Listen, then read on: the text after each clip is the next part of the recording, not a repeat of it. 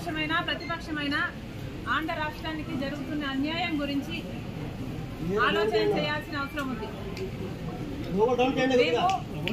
ప్రతిపక్ష నాయకుడికైతేనేమి పాలకపక్ష ముఖ్యమంత్రి గారి జగనన్న గారికైతేనేమి లేఖలు రాయడం జరిగింది. ఆంధ్ర రాష్ట్ర ప్రజల హక్కుల తీర్మానం అని, ఆంధ్ర రాష్ట్ర ప్రజల హక్కుల కోసం ఒక తీర్మానం చేయాలని సూచించడం జరిగింది. మేము ఎందుకు డిమాండ్ చేశామంటే ప్రత్యేక హోదా ఆంధ్ర రాష్ట్ర ప్రజల హక్కు కాబట్టి, పోలవరం ప్రాజెక్టు ఆంధ్ర రాష్ట్ర ప్రజల హక్కు కాబట్టి, మనకు రాజధాని సాకారం చేసుకోవడము ఆంధ్ర రాష్ట్ర ప్రజల హక్కు కాబట్టి గత 10 ఏళ్లుగా కేంద్ర ప్రభుత్వంలో ఉన్నది బీజేపీ పార్టీ, ఒకటే ప్రభుత్వమే ఉంది. అయినా కూడా ఒక్క సంవత్సరం కూడా మన గురించి ఆలోచన చేసింది లేదు. ఇంతకుముందు 5 సంవత్సరాలు చంద్రబాబు గారు ముఖ్యమంత్రిగా ఉన్నారు, ఆ తర్వాత ఇప్పుడు 5 సంవత్సరాలు జగనన్న గారు ముఖ్యమంత్రిగా ఉన్నారు. కానీ ఇప్పటి వరకు కూడా ఆంధ్ర రాష్ట్ర ప్రజల హక్కుల గురించి ఎవరు ఆలోచన చేసింది లేదు. స్వలాభం కోసం ప్రజల ప్రయోజనాలను తాకట్టు పెట్టింది చాలు. కనీసం ఈసారైనా ఆంధ్ర రాష్ట్ర ప్రజల హక్కుల తీర్మానం అని ఒకటి అసెంబ్లీలో పాస్ చేయాలి.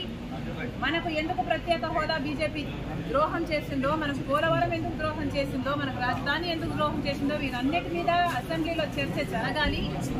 ఈ తీర్మానాన్ని ప్రెసిడెంట్కు కేంద్ర ప్రభుత్వానికి కూడా పంపాలి అని డిమాండ్ చేశాము. దయచేసి ఈసారైనా పాలకపక్షము అటు ప్రతిపక్షము ప్రజల సమస్యల గురించి ఆలోచన చేయాలని డిమాండ్ చేస్తుంది కాంగ్రెస్ పార్టీ.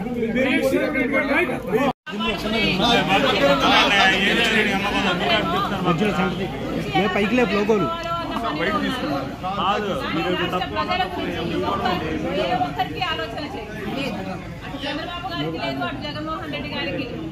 అందుకే చెప్తున్నాం, ఇప్పటికైనా కూడా కళ్ళు తెరవాలి ఆంధ్ర రాష్ట్ర ప్రజలు.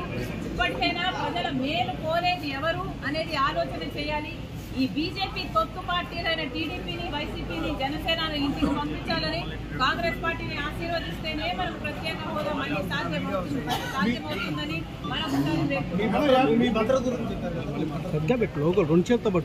నేను ఆంధ్ర రాష్ట్ర కాంగ్రెస్ పార్టీకి అధ్యక్షురాలిని. ఈ రాష్ట్రంలో నాకు తిరగాల్సిన అవసరం ఉంటుంది.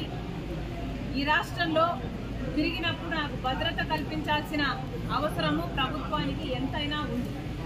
కానీ అవేవి పట్టనట్టు ఒక మహిళ అని కూడా చూడకుండా, అధ్యక్షురాలు అన్న ఇంగితం లేకుండా ఈరోజు మేము అడిగినా కూడా మాకు సెక్యూరిటీ కల్పించడం లేదు అంటే మరి మీకు ప్రజాస్వామ్యం గురించి చిత్తశుద్ధి ఉందా? ప్రజాస్వామ్యం ఇది అన్న ఆలోచన ఉందా, గుర్తుందా అని అడుగుతున్నాం. మీకు సెక్యూరిటీ ఉంటే సరిపోతుందా? మీరు పెద్ద పెద్ద కోటలు, పెద్ద పెద్ద గడిలలో కట్టుకొని మీరు బతికితే సరిపోతుందా? మిగతా వాళ్ళకు, ప్రజలకు భరోసా ఇవ్వాల్సిన అవసరం లేదా? ప్రతిపక్షాలకు రక్షణ కల్పించాల్సిన అవసరం లేదా? అంటే మా చెడు కోరుకుంటున్నారనే కదా దాని అర్థం. మాకేదైనా ప్రమాదం సంభవించాలని మీరు అనుకుంటున్నారనే కదా అర్థం. ప్రమాదాలు సంభవించడమే కాకుండా ప్రమాదాలు కల్పించే వాళ్ళలో కూడా మీ వాళ్ళు ఉంటారనే కదా మీరు చెప్పదలుచుకున్నది. ఎక్కడ ప్రజాస్వామ్యం?